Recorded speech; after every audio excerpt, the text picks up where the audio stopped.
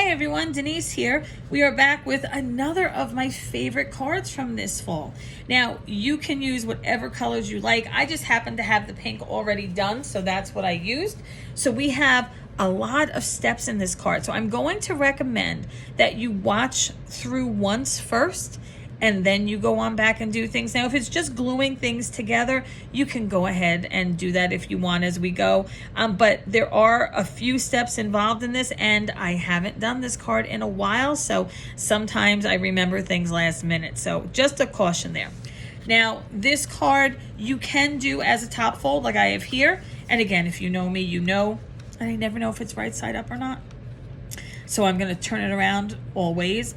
And I do like it as a top fold card. You can do it as a side fold card. You would just twist the oval around. I don't like it as much, but if you do, that's great. That's up to you. Make sure that the fold is on the left.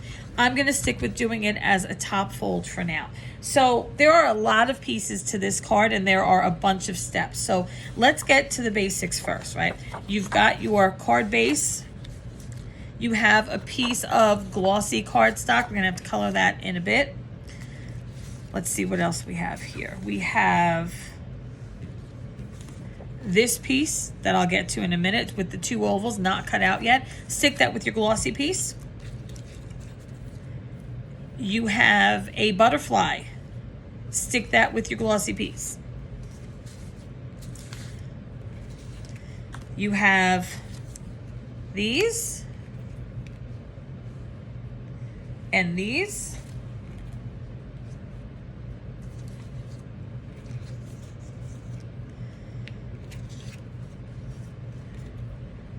You have this and this. And then you have two of these. You have a white oval. Lots of stuff.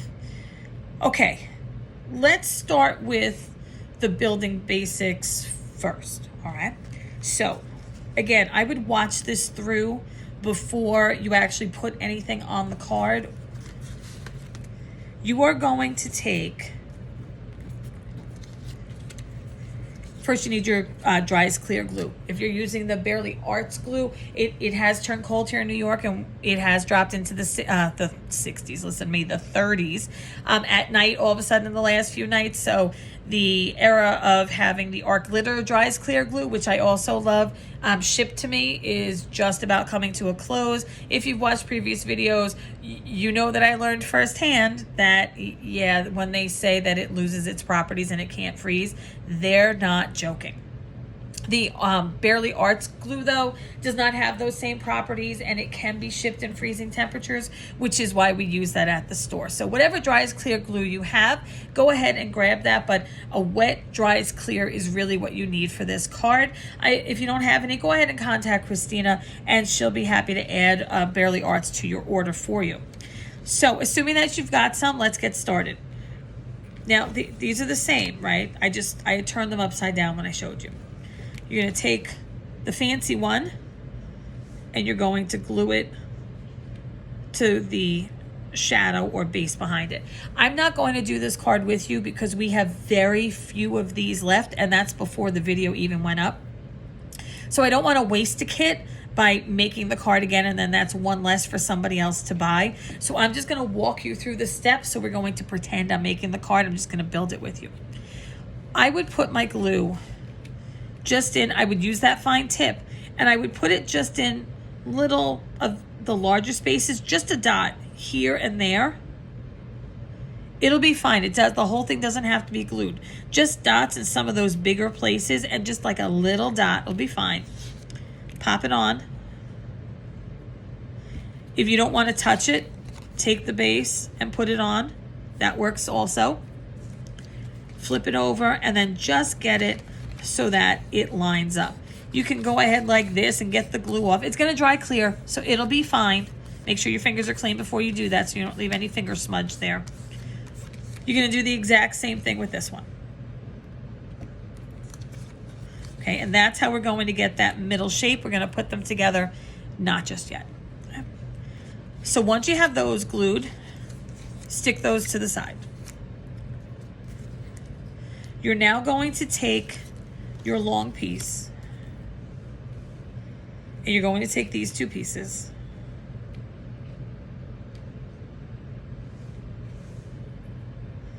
and you're going to glue them down. Now, you've got little chads here, maybe in the other, make sure that you pop those out with your pokey tool.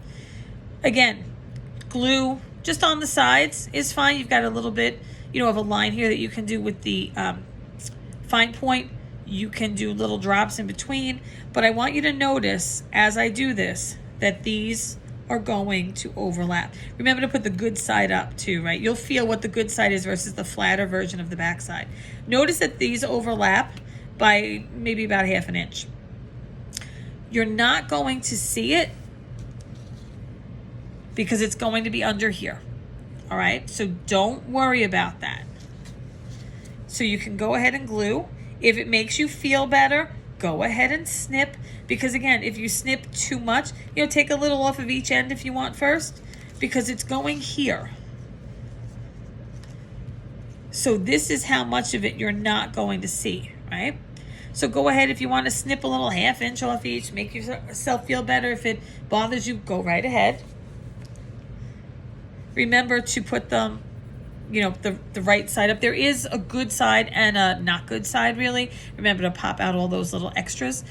You can feel it. The part that feels more raised and it actually looks nicer, that's the front. So you're going to glue this down. And again, with your glue, make sure your hands are clean. So once you have that glued down, you are again going to pop that to the side.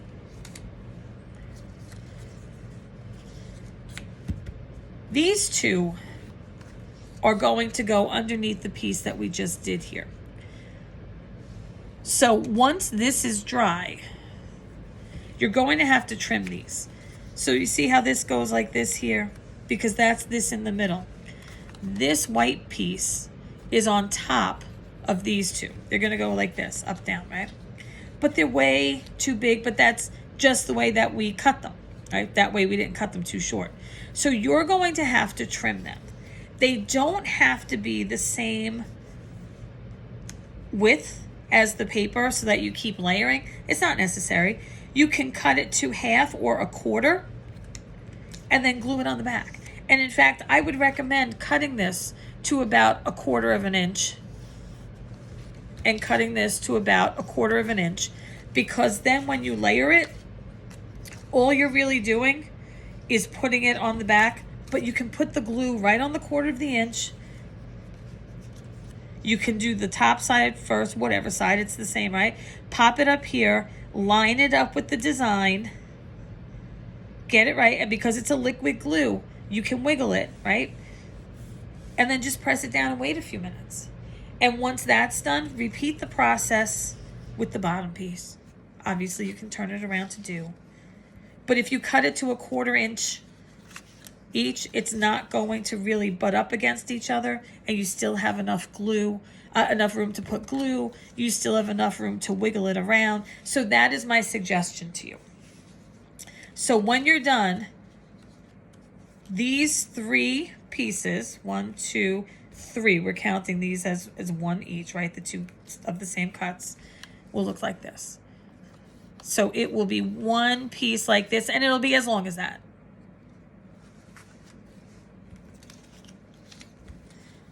So we're going to assume that's done, and we're going to put that to the side. So if at this point you want to stop or pause the video to glue your pieces together, you go right ahead and do that. Just take a look at the time so that you know when to come back. If you're stepping away or if you're just pausing, it'll be fine.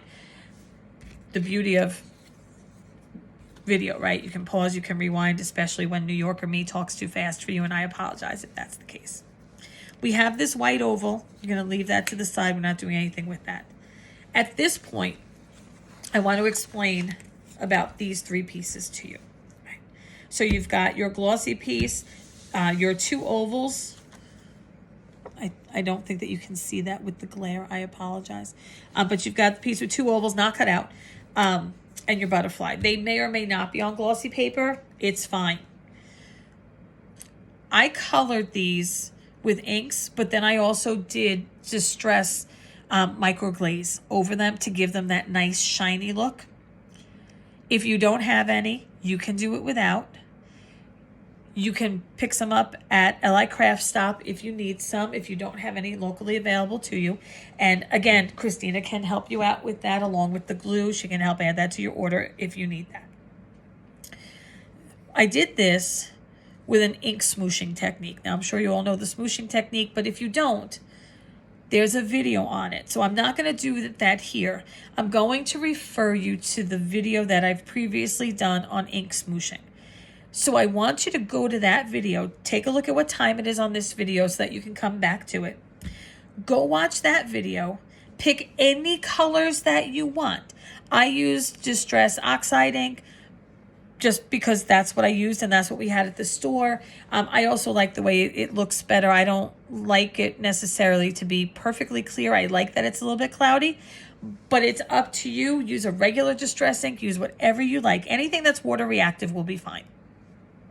Pick your color, take your 3 papers, head on over to that other video, watch it if you don't know how to do it. And if you don't, you're going to want to get like I would say a dollar store, but it's a $1.25 store now, right? Some kind of plastic covering for your table, maybe a glass mat if you have that. If not, you can use the plastic tablecloth. That's fine. You can use saran wrap in a pinch if you need to. That's going to work too. You can use the cover of an old Cricut mat. You know, the mat's no good. You threw it out, but you saved the covers because, you know, they make really good shaker cards when you cut them up. If you save one of those, fine. Because this is all going to wash clear off. Like, it's not going to stain anything. So grab your ink. Grab something non-porous to work with. If you don't like getting yourself all inky, grab some gloves. Grab your heat tool. You may need a heat gun. Grab your ink and a water bottle, a water spritzer. All right. So go on over and watch that ink smooshing video. Grab a blender, a foam blender, because I never use brushes for the micro glaze, but if you do, that's up to you. But I always use foam, so go ahead and grab whatever you'd like for the micro glaze. If you're using that, grab your micro glaze because you're going to do that step before you come back. So go ahead on over, take a look at what time it is, then go ahead on over, watch that video, get this part done, come on back, and then we'll finish. I'm going to stop talking for a second so that you know when to come back.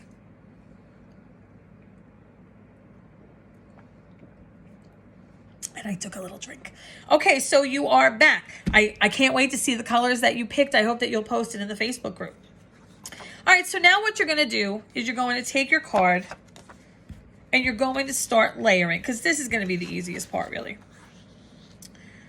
I did not pop dot anything except for this middle because I thought it needed it. You don't have to pop dot it. You can pop dot everything. Just keep in mind that when something's more than 1/4 of an inch thick, if you're mailing a card, the post office does require you to send it as a package and not as a stamped letter. So just keep that in mind when you're building your cards.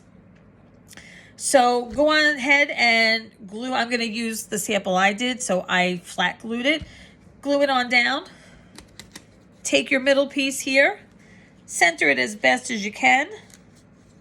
Pop it on down right over the colored piece. It's going to fit right across there. Okay, so now you've got your, for me, you've got the pink.